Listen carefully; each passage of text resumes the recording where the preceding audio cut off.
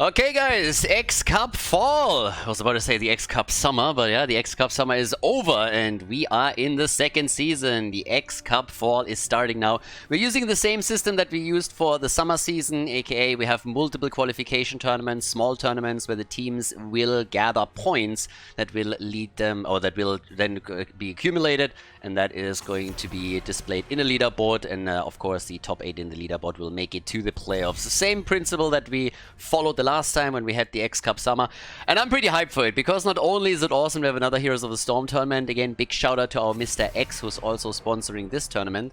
The teams are going to play for 4,000 euros of prize money, but at the same time what's kind of cool about this is we have tons and tons of players that couldn't participate in the summer season that are now participating in the fall season, and it is pretty awesome. So right now we're on Infernal Shrines. We're actually in the early run of the tournament at this point, so this is just a little bit of a sneak peek since we are currently looking at, actually I have to think about this really quickly. I think we are looking at a best of 1 right now. Yes, indeed we are.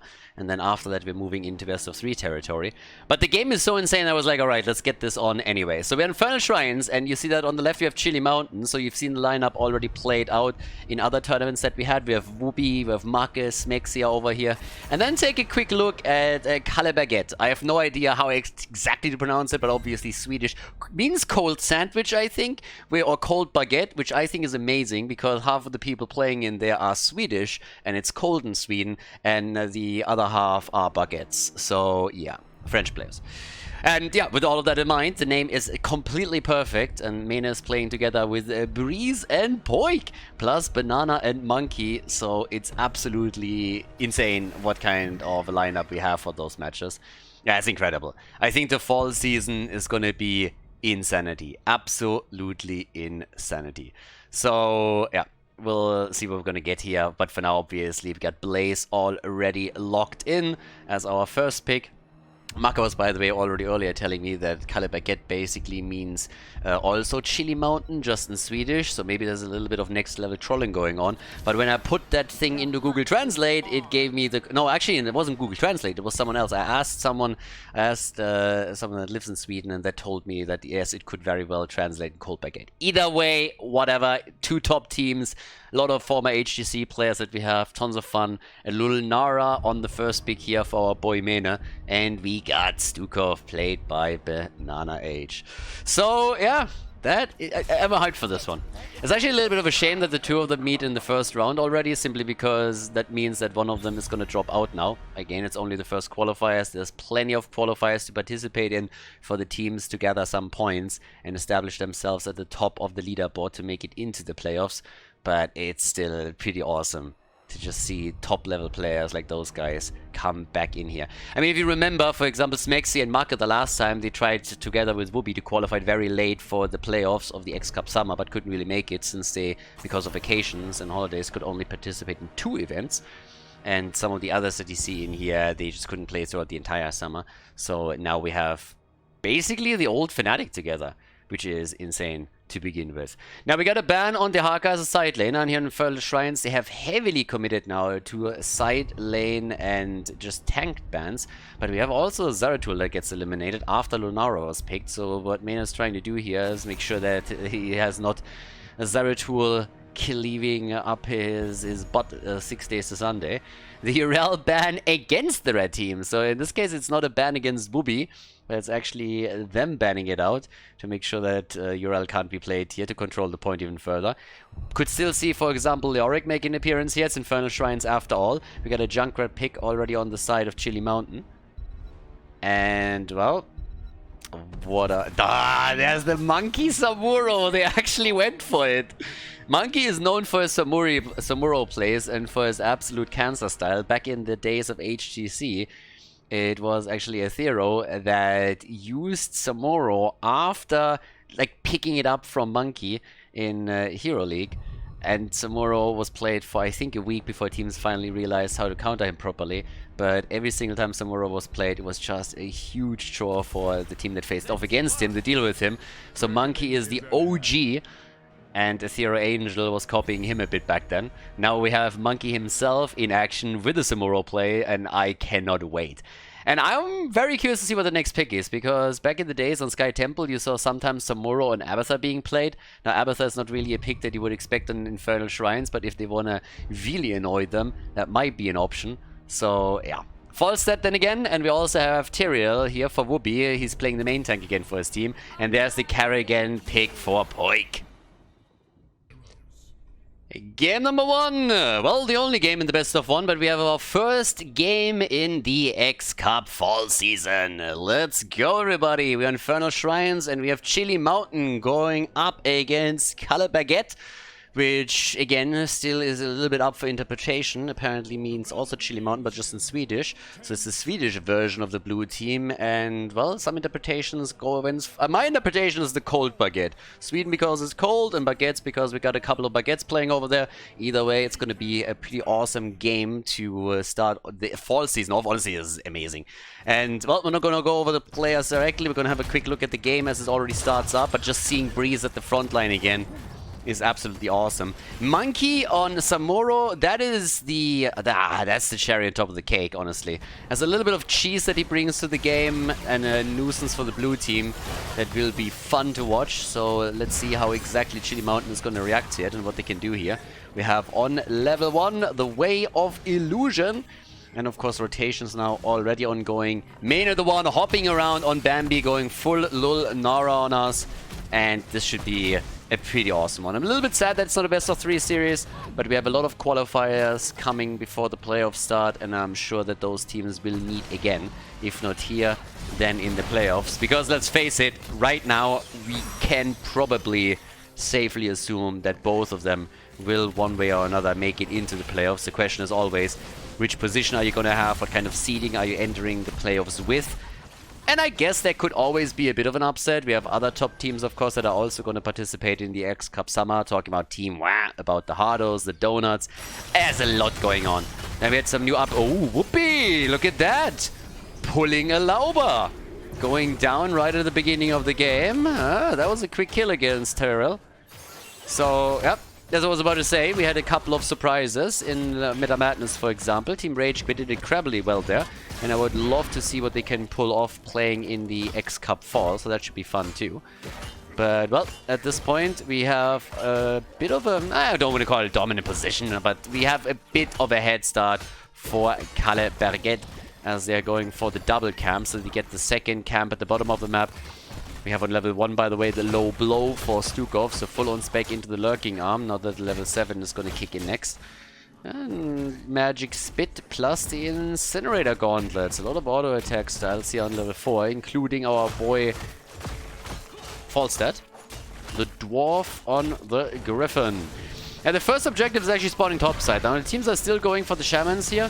But when it comes to the first objective in Infernal Shrines, it's all about that level 7 talent. You normally keep your side laners a little bit off until you get enough experience together to lock level 7 in, and then you can play around that and try to get an advantage over your opponent. It's one of the reasons why we have even Azerite still down at the bottom of the map. Poik, he's really going to be the one to watch, and it's always a question, is he going to be nervous today? Is Poik nervous, or is he going to pop off? They already made fun of the old meme again in the lobby chat, which was kind of cool to see. But I gotta admit, it is amazing to just see this team. Breez, Poik, and Mene on one team. Banana H, one of the best supports in the post-HGC era, playing with them too. And then Monkey was always known for a bit of cheesing, or well, not necessarily cheesing, but just like the master of Samuro. We will see multiple bans targeting Samuro in the upcoming days and weeks if he consistently plays with the team. I can already guarantee you that. Now, there's a few sub-players that all of the teams have also locked in.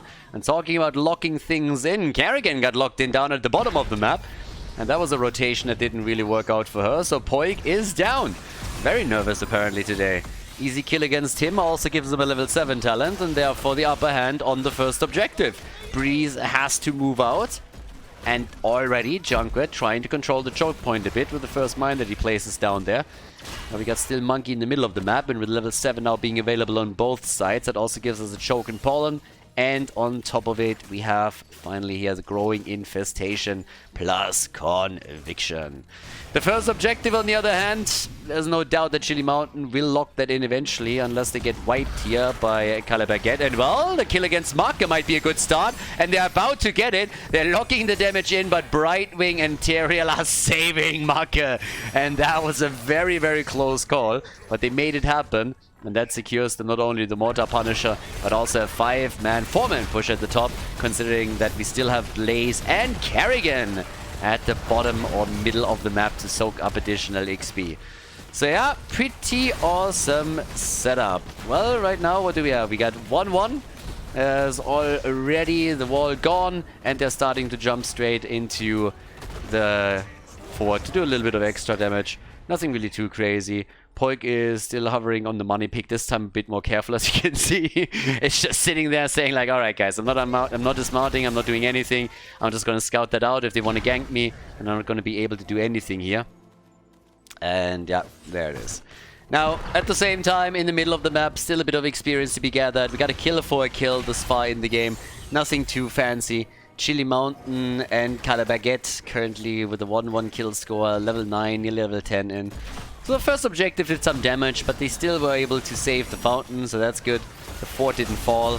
Samura still doing some work up at the top against Blaze. And down here, the Kerrigan combo could wreak havoc if executed properly here. Still looking for a good angle. Mene with the extra damage. They're trying to make the play for Falstad. Breez coming in. There's Kerrigan, but only connecting one, and even the follow-up a bit too late, but they get the kill anyway. It's Falstad down, and they're trying to go for Smexy, who's really low. Mene hopping in with Lunara and attempting for a kill. The Riptire coming out as the level 10 abilities are slowly getting picked up here, and that gives us the Illusion Master for Monkey.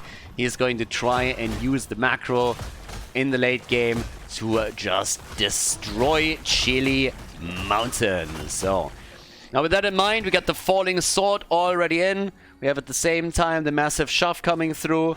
On top of that, we also get a Mighty Gust at this point. We got the Sanctification. And that for the fights is going to be absolutely crucial. Sanctification and Bunker, 2 layers of defense that can be used whenever they're fighting for the objective. And, well, there might be the next kill. And indeed, Poik goes down for the second time in the game as the blue team collapses onto him. And Kerrigan didn't really have the impact yet that they were hoping for. So Poik, of course, has always a chance to redeem himself here. But at this point, he seems very, very nervous. Now, Wubby gets poked a bit, wants to go for the fountain. That would be a nice snipe, considering that the next objective spawns at the bottom of the map. But good move from Banana H, making this a very unattractive zone for the blue team to be in. Mene with the leap in, leap out. Yeah, gets the damage out and pokes a little bit. Repositions himself nicely back to the rest of the team. And here comes the pickup on Kerrigan, going into the Ultralisk for a bit more additional stun. But this is where the party really starts. The Shrine is about to activate, and then we're going to have the fierce battle here over objective number 2. On the damage side, we get for now 14,000 on Lunara, 13,000 for Junkrat. And in the meantime, in the middle of the map, we have Poik and a Monkey currently still doing a thing, especially Samura, of course. Will try to rotate around. But I like what I'm seeing here. I guess a very, very nice move from the blue team, taking the minion wave on the red team side down and then escorting their own wave in. So this is doing a lot of damage to the fort, while the real fight is shifting down to the bottom of the map. And they even took the camp. On the macro level, everything that Chili Mountain did here so far was just great. The calling that they have is awesome. They will destroy that top fort for free now. And Kalle Berget needs to at least win the fight over the objective, or they're going to be in real trouble. Now, they're heavily ahead already. They got a head start because of all of this. Chili Mountain was willing to trade that since they get the guaranteed structure at the top. But here comes the fight. Wubby's already a bit low, and he might die too. Has to pop the Sanctification. Here comes Blaze, but he misses the jet propulsion. And another opportunity for a stun, and here comes the kill. Teriel is down, the Bunker on the ground. They're trying to go for Mene, who leaps back out. Double leap by Mene. Max Passion in trouble. Brightwing trying to come in, but she's too late. Mene with some 6 city plays as he drops Blaze to 2 of them are down, and now, of course, the move with the level 13 talent straight through the fort at the bottom of the map. Baited over. Easy defense attempt by Chili Mountain, but the wall has been broken through. The gate is open. Breez is looking for an engage and trying to keep that Punisher alive for as long as possible. And those arcane sentries are absolutely shredding at this point. They might even get the fort. Lunara in the middle though, and Zamora at the top, so the rest of the team has to move back, and Breez is using his ult to jump out of the fight. Virulent reaction is now also in. One structure down on the top side. Kalle Berget nearly taking the bottom fort, but not quite able to pull it off. But Monkey is at least breaking through that top wall too. So good moves by him as well. Zamora on level 13. We have him on the Kavarimi. And we get, of course, the Chrysalis for Poik. Which is actually really nice for him. He was targeted a lot, and Chrysalis is going to give him a bit more survivability in these fights whenever he gets targeted. So could really survive through that quite easily. Yeah, Monkey is still on the run here. And Max Passion wants to lock him down. But there's nobody really helping, and he's actually drawing 2 people to him now. As in the middle of the map we have Chili Mountain still attempting to set up against the rest of the red team. And we're off to a good start. I have a fight on eye level and I really like it. So this is actually going to be super fun. Right now, a quick jump on Wubby, but he's already moving out again. Sanctification on the point once more. Trying to lock that one in, and they're all focusing on the battle. Monkey coming in with Zamora from the top now. The camp about to be taken. Wubby claims it for the blue team. And Kalle Berget has to let their camp slide. Oh, Monkey dodging out on that one. Well done. That stun would have been a problem if it connected properly. Now Poik is practicing his Carrigan combo on the minions. Like a real boy! And then he's going to try and pull that off later on in the game against the blue team, of course. But level 16 is close. And then we're heading into the next shrine, this time spawning in the middle of the map. Quick rotations towards the top in an attempt to gank up on Max Passion, but that didn't really work out. Lunara is still at the bottom of the map, but not really moving out, since they know exactly that there's at least 2 taking the bottom camp, so have to be a bit more careful. We have the accelerated contamination now from Mene on level 16. Plus, in addition to that, the press the attack and the painful spikes. The airy gust is in now too, together with the thunder strikes on level 13, but it is party time. Because now there's a chance that we're going to get the next fight in a big 5 versus 5. Unless somebody is able to gank a bit earlier. That's always, of course, an option. If you can get that isolated kill, then that sets you up for the objective as well. But right now, they are all just looking at the point. And the real shrine is of course, spawning in the middle. Zamora still trying to do his best to control those side lanes. And I really like the way, the pick into the Illusion Master. But yeah, look at this. Already going for Maki. And Maki gets chunked. Maki gets really chunked. So, well, we have Zamora swapping out again. The rotation towards the top continues. Breez is interrupting the move from the blue team as they are trying to go to the top to defend here. Nice catch on Falstad, but he gets saved. Right wing is ready, and here's the objective. Finally popping up, and there's where the next fight is coming in. Already a little bit of stun at the front. Breez trying to find a good angle for his Condemn to suck them back in and allow Carrigan a follow-up. Monkey's down at the bottom of the map, and Mene was a little bit low, has to come into the middle and tap, but they don't have the fountain anymore. So he needs to rely on Banana Age for the heals here. 16 to 10 stacks. Everybody kind of low on the side of Chili Mountain. Junkrat and Falsa in particular. The rest is healing up quickly. But they need to go for that battle once again. And the poke from Mene, 27,000 for him. A bit behind Junkrat, who's at 33k. As a combo attempt, not a good one on Max Passion. So yes, Blaze gets out. Another repositioning. Monkey a bit low. Sanctification is already out. They were trying to go for the Tyrael kill, but Wubby paying very much so attention here. And the blue team is ahead on the point. Wubby dies, but with the explosion alone, he might be able to lock it in for his team, and indeed he does. The Tyrael explosion locks in the frozen Punisher. It's still a 4 versus 5 now with the attack on the other hand. So Kalle Berget, they have a chance to defend this without losing their fort, but it's not going to be all that easy. Frozen Punisher after all. Carrigan with a decent combo, but not too much of a follow-up just yet. If they want to keep that fort, they have to make sure that they get everybody else in here too. That's going to be a bigger of a problem for them. So yeah, they are able to take it, I guess. Breez is used as a punching ball here. And that's quite a lot of damage, but catapults shouldn't really spawn here. Mene's of course poking this one out too. And Lunara is doing a great job here, but she is still far behind Junkrat when it comes to the damage. A lot of the heroes that we see and also the priorities mirror the Korean tournament that we had recently. At least a little bit. But yeah, there's the next camp that gets taken. I mean, it's still 5 kills against 2 in favor of the red team, but if you look at the minimap, it's a very different picture. Structurally speaking, and also talking about the objective, Chili Mountain has been way more successful in this game so far. 60 stacks by now for Falstad, so the additional damage will come in soon too. Yeah, and the next objective spawns up at the top again. But here comes the Ultralist, they go for Max Passion, and the bunker is just out. Stukov, of course, trying to deny that, but it didn't really work for them. Now, when you drop the bunker and Banana H comes in and uses his own lurking arm, then he can really do a number on them. Especially also with the low blow plus the growing infestation, that one even more important. If they move out of the bunker, they're immediately in trouble, but the Mighty Gust made sure that that wasn't a big problem. There's a bit of chasing still going on up here at the top. But as you can see, the bottom objective, or the bottom camp, has been claimed. And with that, Tyrael needs to defend someone else. And it's really difficult for the blue team to get a proper path down to the bottom of the map.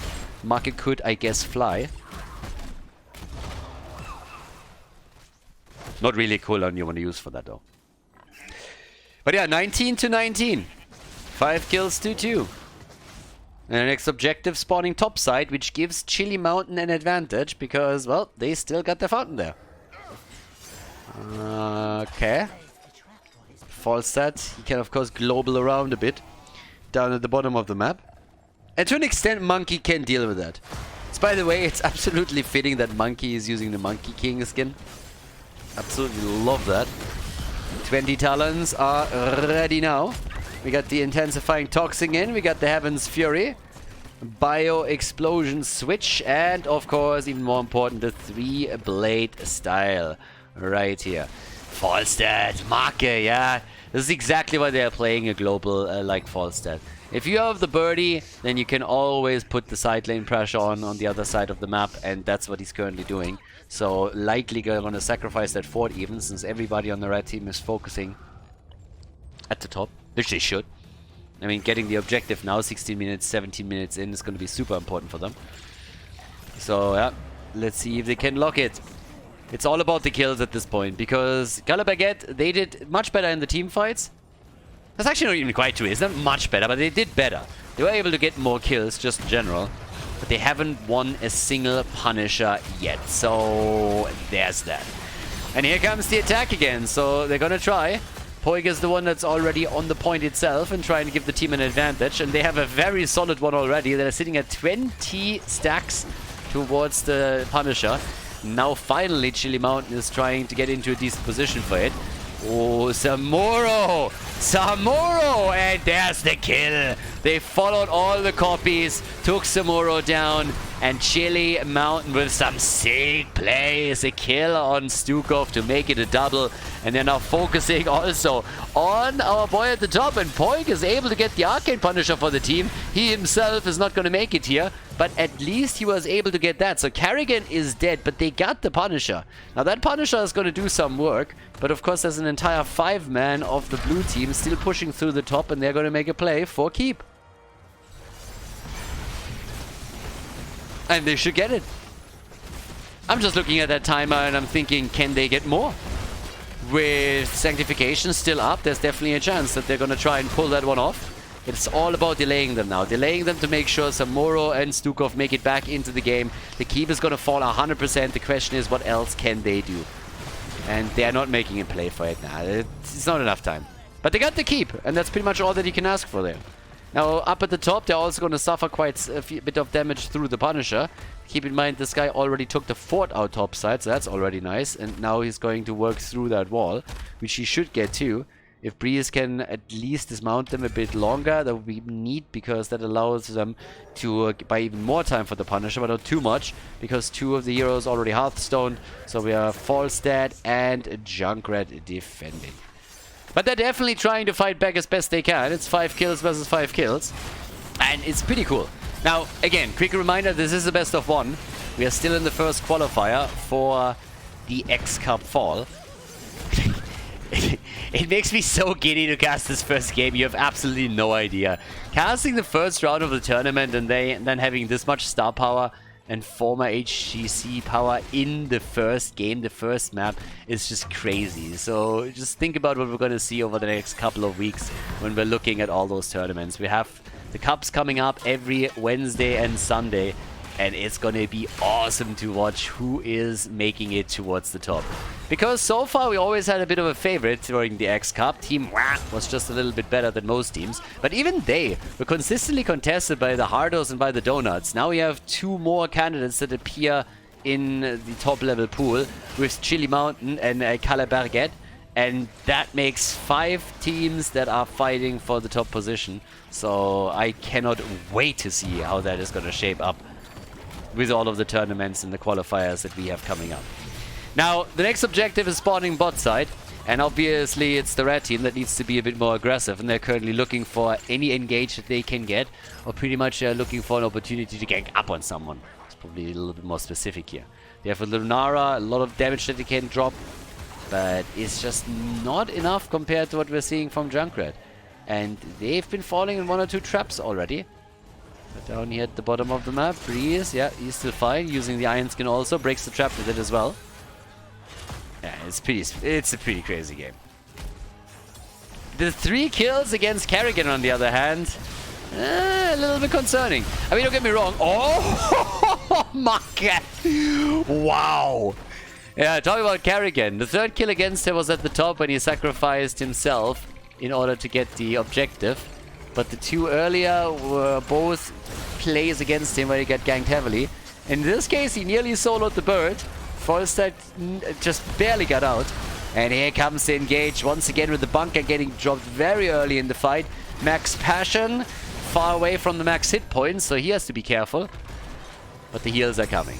The heals are coming. Brightwing is ready for all of this. We got 5 kills to 5 still. Breez always sitting at the side, making sure that there's no flank coming in. And he has, of course, an escape tool. It's in cooldown right now, but with the falling sword, if the shit hits the fan, you can always try to simply move back out with the falling sword. It's not like that thing has an insane cooldown or anything. Now, you don't want to spam it, but if worse comes to worse, then he has a chance to deal with it, and that's all that's about. But alright, for now, we have a quick stun coming in from Max Passion with the jet propulsion. Poik is looking for that combo and looking for an angle that he can use to get that stun connected and set things up for Lunara. Sanctification though against Stukov, and there's the kill. They need a counter kill and they need it quickly, and it's not looking good. Mene himself, he gets isolated and moves to the left side, trying to hide and Hearthstone away. That might work out for them, but it is going to be a bit clutch. Mene playing with vision as much as he can, and now that he shows on the screen, I think he is going to be able to Hearthstone out. They're still fighting for this, and Junkrat is down. That's huge, actually. The cooldown reduction for our girl Johanna is also really impactful here, but the combo of Kerrigan coming in once again. Junkrat down, Stukov and Junkrat, they're both dead. 27 stacks towards Kalle Berget, and Lunara is on her way too. So the situation is getting better and better by the second for the red team, especially considering that they have the cooldown reduction on Breez. Falstad is dead. Mene coming in with even more hits. But Poik is in trouble and he gets crushed by Wubby. It's not over yet though, as Breez makes the play for Smexy and drops him. Smexy down. We got 8 kills to 7. And a 4 versus 2 situation here on Infernal Shrines, which allows Kalle Berget to right away push for their keep. Now, they have a little bit of catching up to do. They already lost the keep at the top side, but they protect the lane by taking their own Shaman camp. Now they're trying to move through the bottom of the map, and they can get at maximum the keep. I mean, more is just simply not possible. Look how they're chunking this though. Yeah, they can't go for more. But they're chunking this like crazy. Are they gonna try? It seems like they're gonna try. Well, we still have a full-on Punisher, my bad. Totally forgot about that bad boy. He's at 90%, so of course you can try. Yeah, for some reason, kind of stopped. I guess Brain Access stopped working because holy shit, That Punisher was still at 90%, got stuck at the fort for a moment, and that is game. That is game. With the Punisher, they are able to lock it in. Chili Mountain is out of the first qualification tournament, and Kalle moves on to round number 2.